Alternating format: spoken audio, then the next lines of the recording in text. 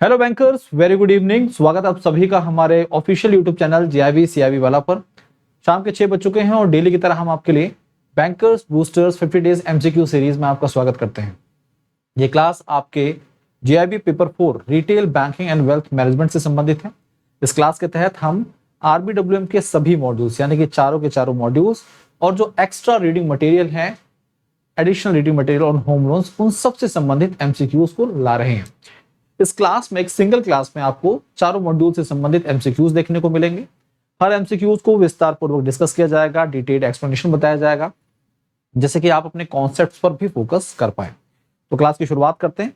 आप सभी का स्वागत है। आज हम क्लास 15 डिस्कस कर रहे हैं bankers booster 50 days MCQ series के तहत। पेपर 4 जीआईबी आरबीडब्ल्यूएम है और ये एग्जाम आपका 16 नवंबर को शेड्यूल्ड है। आपके एग्जाम की प्रिपरेशन को लगातार बेहतर बनाने के नजरिए से हमारी टीम लगातार काम कर रही है और आपके लिए बहुत ही अच्छे अच्छे बैचेस लॉन्च हो रहे हैं। लेकिन हम आपकी जानकारी के लिए हमेशा बताते हैं कि आपके एग्जाम के नजरिए से महापैक जो है सबसे बेहतर है, क्योंकि उसके अंतर्गत आपको सारे बैचेस का एक्सेस मिल जाता है। ठीक है, अब क्लास की शुरुआत करते हैं, सीधा ले चलते हैं। सबसे पहले आपको जो चारों मॉड्यूल हैं आरबीडब्ल्यूएम के अंतर्गत, उसके अंतर्गत आरबीडब्ल्यू के 4 मॉड्यूल आपके सामने हैं।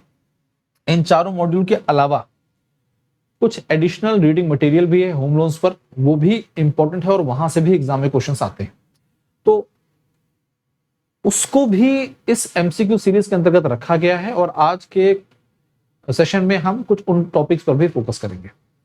तो क्लास की शुरुआत करते हैं। पहला सवाल आपके सामने है, फर्स्ट क्वेश्चन आपके सामने है साथियों, और ये एक प्रकार का केस स्टडी टाइप क्वेश्चन है। फर्स्ट क्वेश्चन आपके सामने है और पहला सवाल है पावर ऑफ अटॉर्नी से संबंधित, पावर ऑफ अटॉर्नी से जुड़ा हुआ। ठीक है, इसे शॉर्ट में हम लोग बोलते हैं पीओए। क्या बोलते हैं शॉर्ट में? पीओए के नाम से जाना जाता है। पावर ऑफ अटॉर्नी होती क्या है, पहले ही समझ लीजिए। पावर ऑफ अटॉर्नी एक प्रकार की अथॉरिटी है जो किसी एक इंडिविजुअल के द्वारा किसी दूसरे को दी जाती है।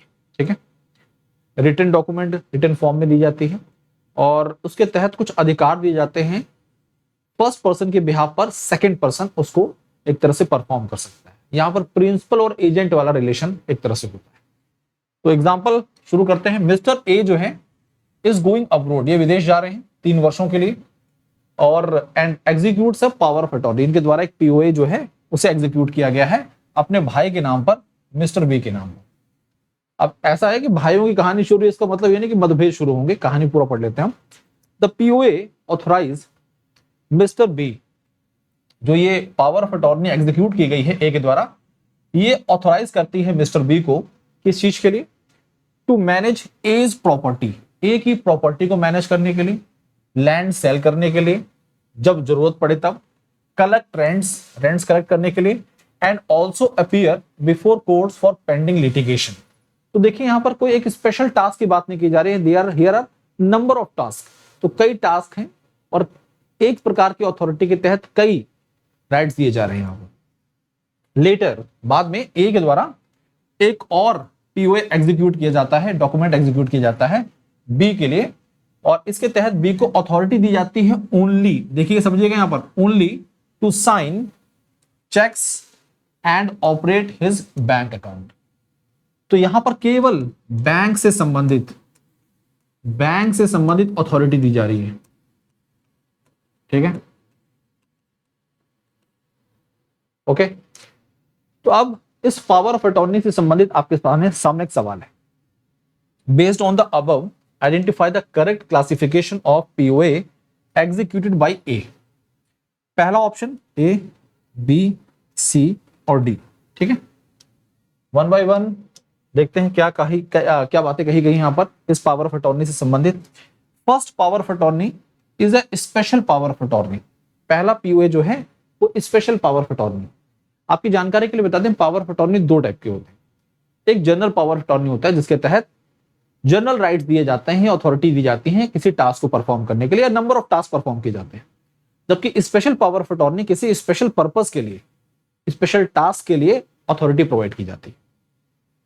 तो यहां पर बोला जा रहा है जो पहला पीओए इशू किया गया है वो SPA, special power of attorney, और the second one is the GPA.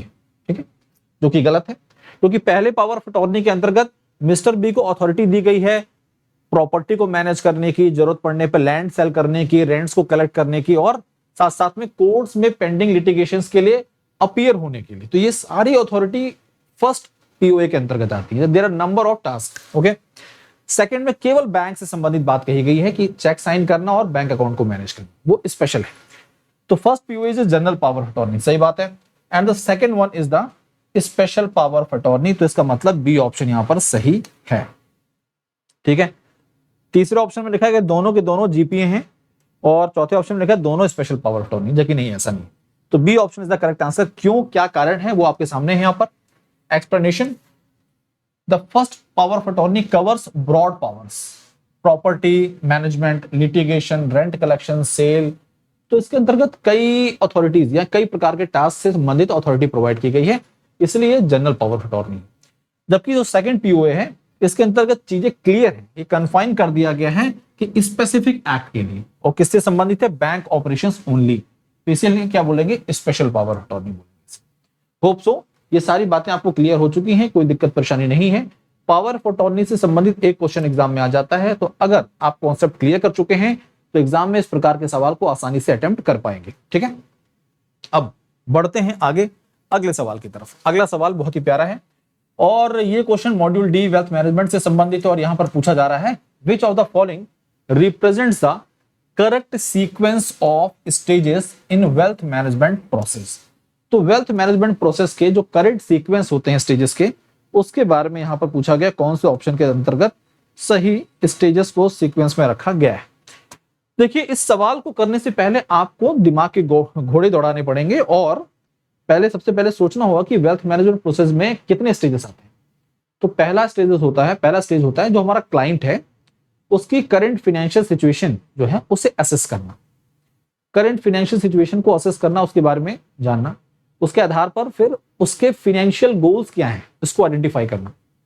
ठीक है, इन दो पॉइंट्स को कवर करने के बाद हम इन दोनों के आधार पर उसके लिए एक कस्टमाइज सॉल्यूशन तैयार करते हैं। कस्टमाइज सॉल्यूशन को अब इंप्लीमेंट करने की बारी है with the help of plans, और एट द एंड हम बात करते हैं monitoring and reviewing the plans. तो जो भी हमने प्लान इंप्लीमेंट किए हैं उनको मॉनिटर करना और जरूरत पड़ने पर उन्हें रिव्यू करना। तो यहां पर 5 स्टेप्स आते हैं। यहां पर देखिए शब्दों का थोड़ा हेरफेर है, लेकिन कोर कॉन्सेप्ट वही है। सबसे पहले हमें क्या करना है, क्लाइंट की जो उसकी करंट फाइनेंशियल सिचुएशन है उसको समझना है, एसेस करना है। तो क्लाइंट प्रोफाइलिंग बोलते हैं इसे। क्या बोलते हैं, पहला देखिए क्लाइंट प्रोफाइलिंग। बाकी किसी में देखिए बी ऑप्शन में गोल सेटिंग दिया गलत है, यहां पर क्लाइंट प्रोफाइलिंग दिया गया है। पोर्टफोलियो, क्लाइंट प्रोफाइलिंग के बाद सीधा पोर्टफोलियो कंस्ट्रक्शन पर आ गया है। एक्चुअल में इसके बाद हमें गोल आइडेंटिफिकेशन, ठीक है जी, समझना जरूरी है, यानी कि कितना रिस्क एपेटाइट है, रिस्क पोटेंशियल कितना है, क्या गोल्स है, ये समझना जरूरी होता है। तो इसे बोलते हैं हम लोग गोल सेटिंग। तो देखिए इसका मतलब ये ऑप्शन भी गलत हो गया।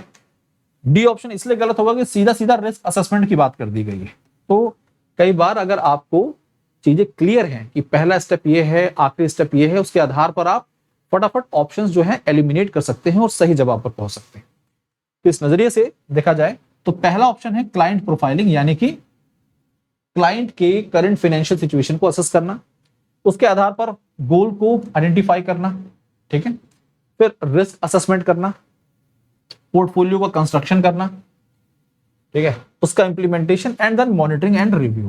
तो एक नजरिए से देखा जाए मॉड्यूल डी के तहत ये सवाल आता है वेल्थ मैनेजमेंट के अंतर्गत, और वेल्थ मैनेजमेंट सर्विसेज के लिए जो सीक्वेंस फॉलो करना है वो आपका ए ऑप्शन यहां पर एकदम दुरुस्त है, ए ऑप्शन एकदम सही है।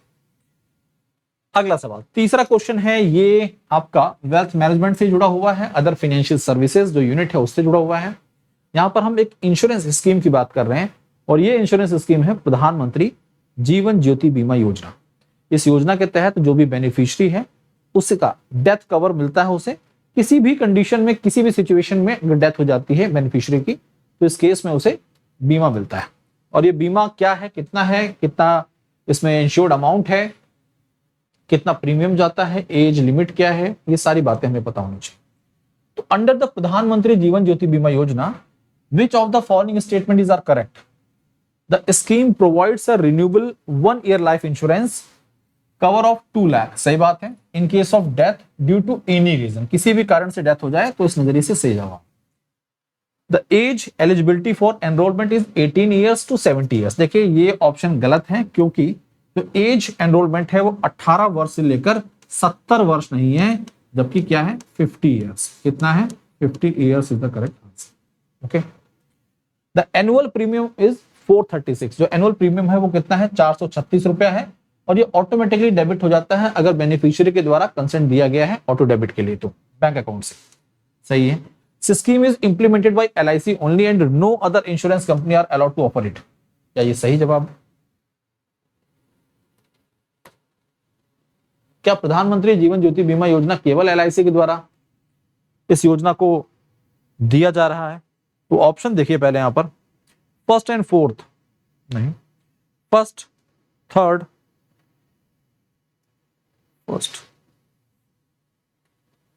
फर्स्ट ऑप्शन सही है, थर्ड ऑप्शन सही है। कोई ऑप्शन ऐसा है जहां पर फर्स्ट और थर्ड दिया गया हो? फर्स्ट है यहां पर, थर्ड है, सेकंड भी गिवन है। First fourth are correct, second third and fourth are correct, first second third and fourth are correct. तो यहां पर ऑप्शन मिसिंग है। आंसर देखिए फर्स्ट सही है, थर्ड सही है, ठीक है। और इसका मतलब एक ई ऑप्शन बना देते हैं, और वो ई ऑप्शन क्या होगा आपका? None of these. E option जो होगा वो क्या होगा? None of the above. ठीक है, नन ऑफ द अबव। तो वैसे first and third option is the correct answer. ठीक है, आगे चौथा सवाल वेल्थ मैनेजमेंट टैक्स प्लानिंग से संबंधित है। और जब टैक्स प्लानिंग की बात करते हैं तो new tax regime, old tax regime, ये दोनों जो खेल हैं ये क्लियर होने चाहिए। यहां पर सवाल जो है वो न्यू टैक्स रिजीम से संबंधित है। न्यू टैक्स रिजीम से संबंधित प्रश्न आपके सामने एग्जाम में ऐसे क्वेश्चन देखने को मिल सकते हैं आपको।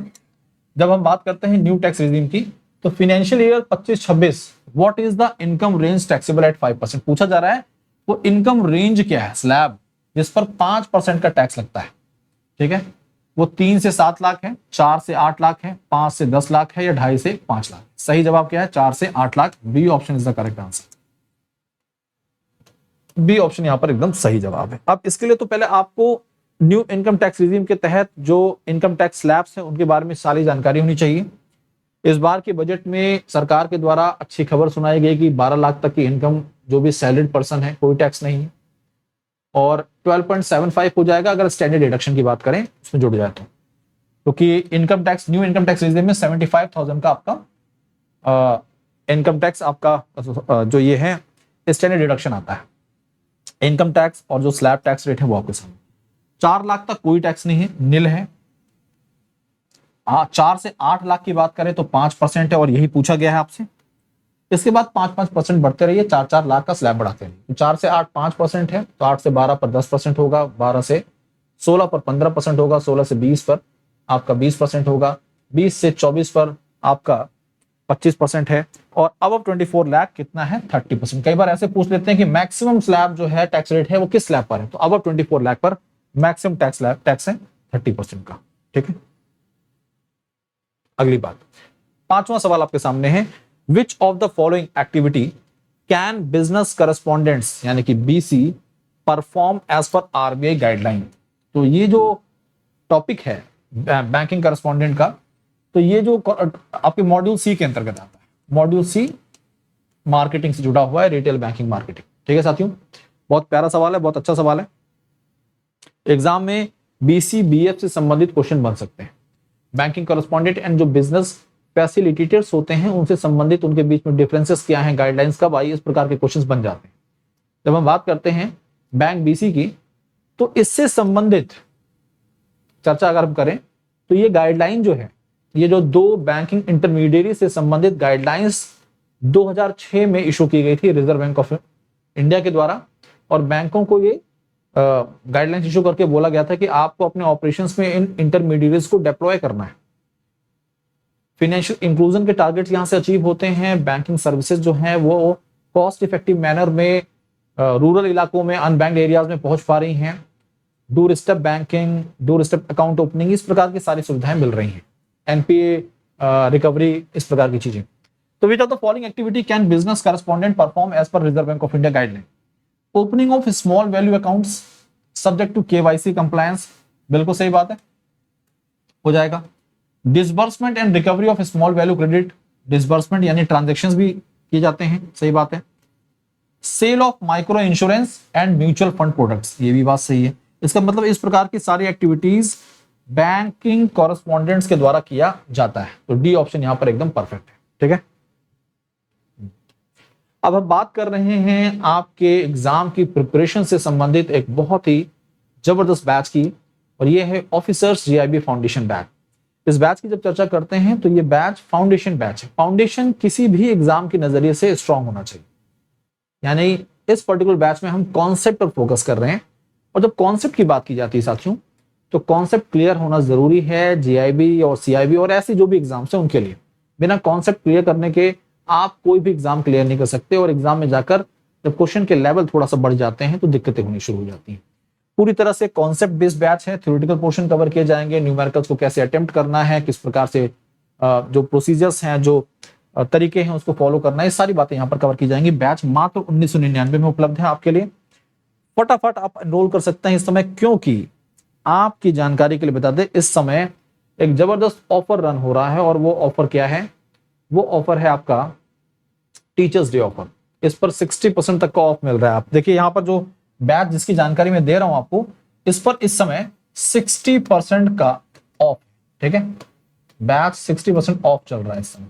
तो जो एक्चुअल कॉस्ट है उस पर, इस पर भी डिस्काउंट मिल जाएगा, इस पर भी डिस्काउंट मिल जाएगा। ठीक है, छठा क्वेश्चन है, as per RBI guidelines business correspondents can carry out activities on behalf of bank. बिल्कुल सही बात है, बैंक के बिहाफ पर जो आपके बैंकिंग करस्पॉन्डेंट्स हैं, बिजनेस करस्पॉन्डेंट्स हैं, वो ट्रांजैक्शंस परफॉर्म कर सकते हैं, बैंक के बिहाफ पर एक एजेंट का रोल प्ले करते हैं। जब हम बात करते हैं बिजनेस फैसिलिटेटर्स की, तो ये रिस्ट्रिक्टेड है किस सर्विसेज तक, कितनी सेवाएं दे सकते हैं। तो ये केवल एडवाइज कर सकते हैं, ये कस्टमर्स को एडवाइज कर सकते हैं, कस्टमर को रिफर कर सकते हैं, और बैंक से ट्रांजैक्शंस करवा सकते हैं, खुद से कर नहीं सकते हैं। Without handling cash, providing only advisory and support services without handling cash. ठीक है, ये ऑप्शन यहां पर एकदम परफेक्ट है। ये स्मॉल लोन्स बिल्कुल भी डिसबर्स नहीं कर सकते हैं, डिपॉजिट्स कलेक्ट नहीं कर सकते कस्टमर से, और साथ साथ में ये प्रीपेड कार्ड इशू नहीं कर सकते। अगला सवाल ये ट्रांजैक्शन से संबंधित है, डिजिटल बैंकिंग से जुड़ा हुआ है।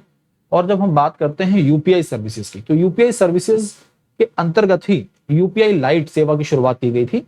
और यूपीआई लाइट का मेन मकसद ये था कि छोटी ट्रांजैक्शंस के लिए आपको पिन एंटर करने की रिक्वायरमेंट नहीं होती, आप सीधा ट्रांजैक्शन कर सकते हैं यूपीआई लाइट वॉलेट के तहत। यूपीआई लाइट ओपन किया आपने, सीधा पेमेंट कर दीजिए बिना किसी यूपीआई पिन एंटर किए हो। लेकिन इसके तहत बोला गया है मैक्सिमम ट्रांजैक्शन पर डे, एक दिन में आप कितना ट्रांजैक्शन कर सकते हैं। ठीक है, पर डे, एक दिन में आप कितना ट्रांजैक्शन कर सकते हैं। सवाल को थोड़ा सा पलट देते हैं, हम सवाल को थोड़ा सा चेंज कर देते हैं। कारण क्या है ना, मैक्सिमम ट्रांजैक्शन पर डे नहीं, यहां पर मैक्सिमम लिमिट पर ट्रांजैक्शन होना चाहिए। एक तरह से सवाल कुछ इस तरह से कर देते हैं, मैक्सिमम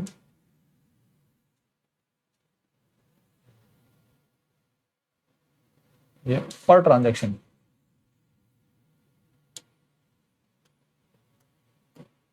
व्हाट इज द पर ट्रांजैक्शन मैक्सिमम लिमिट, इस तरह से सवाल बना दिया जाए। पर ट्रांजैक्शन मैक्सिमम लिमिट क्या है यूपीआई लाइट के तहत, तो सही जवाब क्या होगा?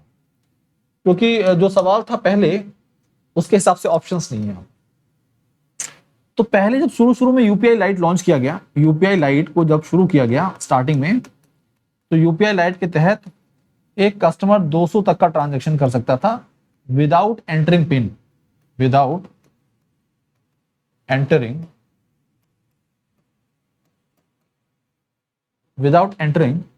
यूपीआई पिन, बिना किसी पिन को एंटर किए आप पेमेंट कर सकते हैं। फिर इस सीमा को, इस लिमिट को बढ़ाकर 500 कर दिया गया, 500। फिर इसको बढ़ाकर क्या कर दिया गया, 1000 कर दिया गया, 1000 कर दिया गया।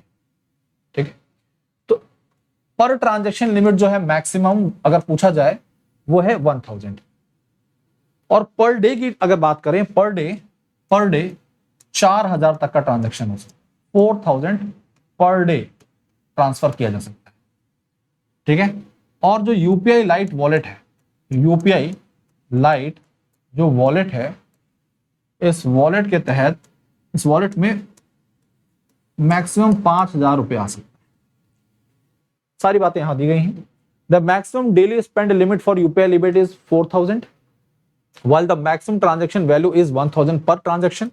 The total balance in UPI Lite wallet cannot exceed 5,000 at any given time. ठीक है, ये तीन बातें हैं अलग अलग, ये तीनों बातें आपको ध्यान में रखनी है। पर ट्रांजैक्शन मैक्सिमम लिमिट 1,000 की है। एक दिन में 4,000 तक का मैक्सिमम ट्रांसफर कर सकते हैं, यूपीआई लाइट के माध्यम से ट्रांजैक्शन कर सकते हैं। और यूपीआई लाइट की जो वॉलेट की लिमिट है वो है 5,000। ओके, अगला सवाल आपके सामने है, 8वां क्वेश्चन। इन लोन एग्रीमेंट्स की बात करें तो मोरेटोरियम पीरियड क्या होता है? मोरेटोरियम को हॉलिडे पीरियड के नाम से भी जानते हैं। Also known as holiday period refers to what? The period after loan sanction when repayment of principal is not required though interest may still accrue. ठीक है, तो रीपेमेंट ऑफ प्रिंसिपल अमाउंट जो है इस दौरान वो नहीं करना होता है, एक तरह से रिलैक्सेशन मिलता है आपको। बट ये जो पीरियड आपको हॉलिडे पीरियड दिया गया है, इस दौरान आपके ऊपर इंटरेस्ट लगेगा। ऐसा नहीं कि इंटरेस्ट में भी छुट्टी मिल गई आपको, ऐसा बिल्कुल भी नहीं है। अ कंप्लीट वेवर, देखिए वेवर का मतलब है कि आपको कोई इंटरेस्ट लगेगा ही नहीं आपको, ये तो गलत ही है। The period when the borrower is exempted from paying any dues, किसी भी प्रकार के ड्यू उसे पे नहीं करने, and no interest is charge, ऐसा इस पीरियड पे कोई इंटरेस्ट भी चार्ज नहीं होगा, बिल्कुल भी नहीं, ऐसा नहीं है, इंटरेस्ट इस दौरान चार्ज होता है। The extension of loan tenure without any repayment obligation till loan maturity, loan maturity तक कोई भी पेमेंट नहीं करना, बिल्कुल गलत है।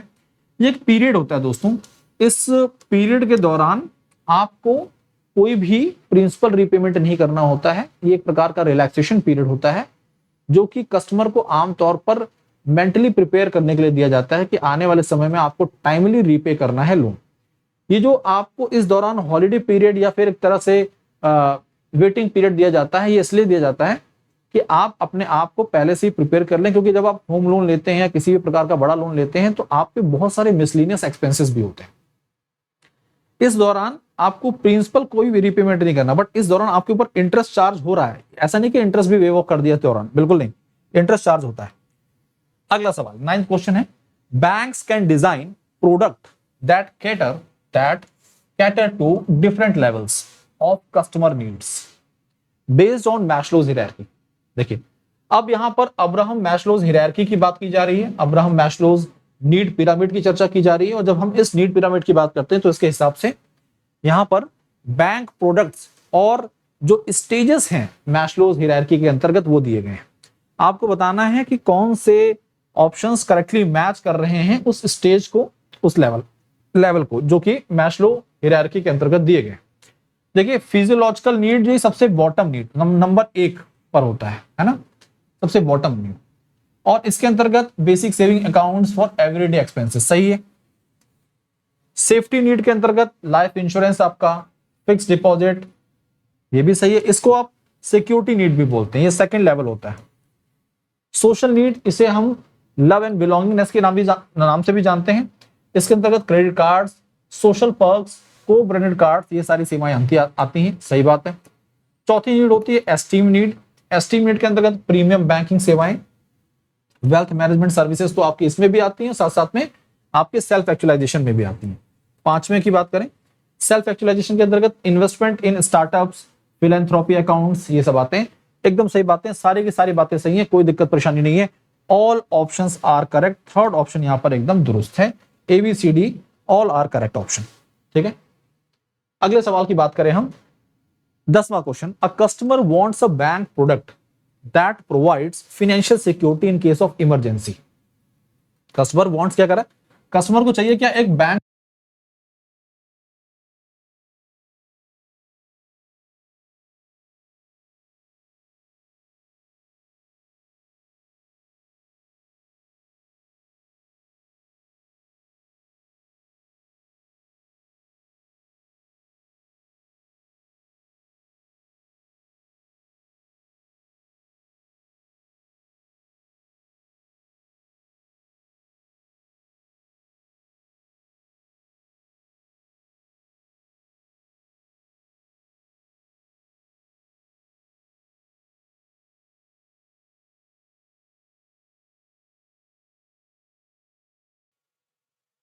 साथियों, आज का 10वां सवाल आपके सामने इस समय है और यहाँ पर बात की जा रही है कि कस्टमर जो है उसे बैंक प्रोडक्ट की रिक्वायरमेंट है जो कि उसे फाइनेंशियल सिक्योरिटी प्रोवाइड करे as in case of emergency.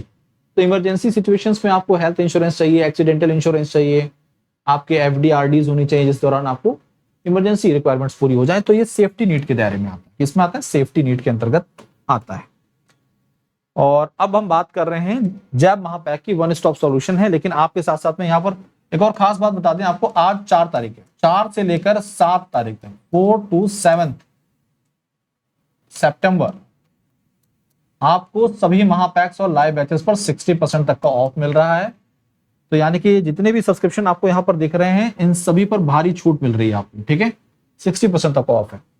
जैब महापैक इसलिए बेस्ट है क्योंकि इसके अंतर्गत आपको 15+ बैचेस मिलते हैं, मॉड्यूल वाइज डीपीपीज मिलती हैं, क्विजेस मिलते हैं, मॉक टेस्ट मिलते हैं, डाउट सॉल्विंग सेशंस मिलते हैं, इतने नंबर ऑफ बेनिफिट्स मिलते हैं साथियों आपको। एमसीक्यू बैच आपके लिए लॉन्च कर दिया गया। इसकी खासियत क्या है? इसमें आपको फ्री बैच के साथ फ्री फाउंडेशन बैच मिलता है। फाउंडेशन बहुत जरूरी है, फाउंडेशन स्ट्रांग नहीं है तो कॉन्सेप्ट क्लियर नहीं है, कॉन्सेप्ट क्लियर नहीं तो पेपर क्लियर करना बड़ा मुश्किल है आजकल के टाइम पर। 2499 ये तो एक्चुअल कॉस्ट नहीं है, ये डिस्काउंटेड कॉस्ट है, लेकिन इस पर भी आपको ऑफ मिल रहा है। टीचर्स डे के अवसर पर आपके लिए अच्छा खासा ऑफ चल रहा है। ये जितने भी सब्सक्रिप्शन इंडिविजुअल के हैं ये आपको 599 में मिल जाएंगे, 599 में अवेल हो जाएंगे, 599 में, ठीक है। ये बुक्स आपके लिए हैं जब एग्जाम से संबंधित बेस्ट बुक मार्केट में 1224 में उपलब्ध हैं। आप इन्हें ऑर्डर कर सकते हैं अमेजॉन, फ्लिपकार्ट से। And this is my Telegram channel जैब_क्या बाय भास्कर सर। इसके साथ जुड़कर कोई भी डाउट, कोई भी क्वेरी बेफिक्र होकर साझा करिए। हर संभव आपकी प्रयास, आपकी मदद की जाएगी।